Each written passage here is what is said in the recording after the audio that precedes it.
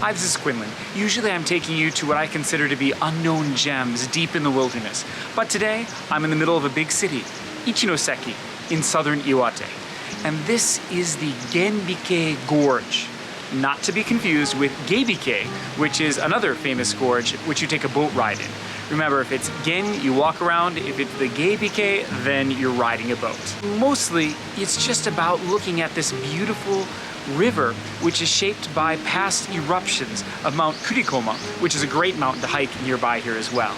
Now, what happened is volcanic deposits, which were later eroded, caused these really beautiful rock formations on this river, and it has been beloved since the Edo period, when a feudal lord, Date Masamune, a fierce samurai warrior from the Sendai domain, would come up here and wrote about the beauty of this location. And it's been famous for hundreds of years.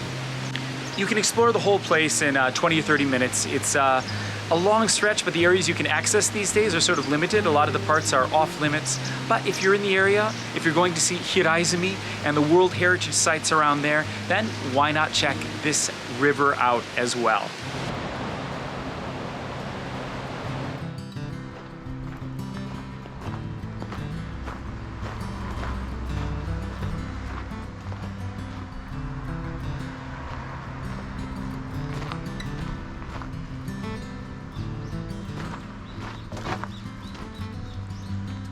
Behind me you can see the Takkoku-no-Iwaya, a Buddhist temple built originally more than 1,000 years ago into the side of a cliff, enlarging a natural cave.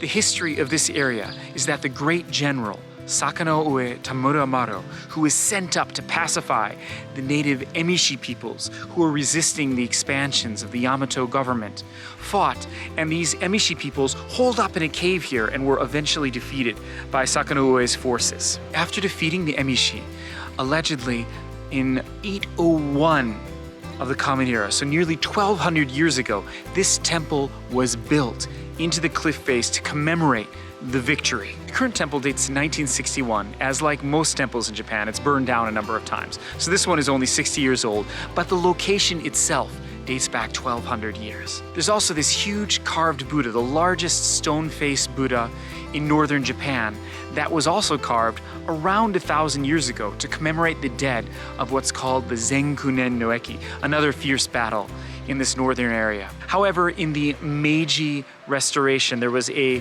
great earthquake up here which knocked down most of it, so only the face of the Buddha remains. If you're visiting Hiraizumi to see the World Heritage sites, then make the extra effort and come here. To be completely honest, the inside of the temple, there's no photos allowed, and it's nice. It's like built right into the cave wall, and so the shape of the walls is actually really interesting. But this whole area, it takes maybe 10 or 15 minutes and then you're done, so it's not some place you spend a lot of time.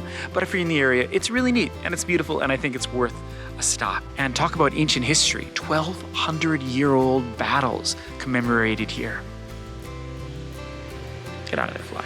I just wanted to show you a couple of normal tourist locations that I think are fun and worth visiting in the southern area of Iwate Prefecture.